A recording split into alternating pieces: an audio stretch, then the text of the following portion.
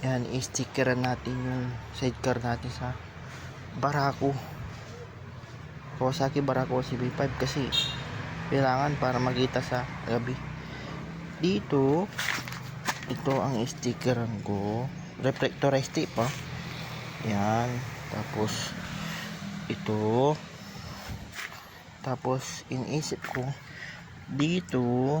Tapos, dito din. Then, yung ito din. Dito. Tapos, dito. Yan. Tapos, sa side naman,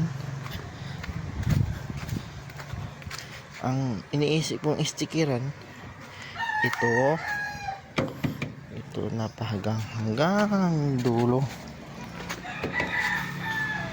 Tapos ito, tapos ito, tapos ito din, ito. Parang ito o ito.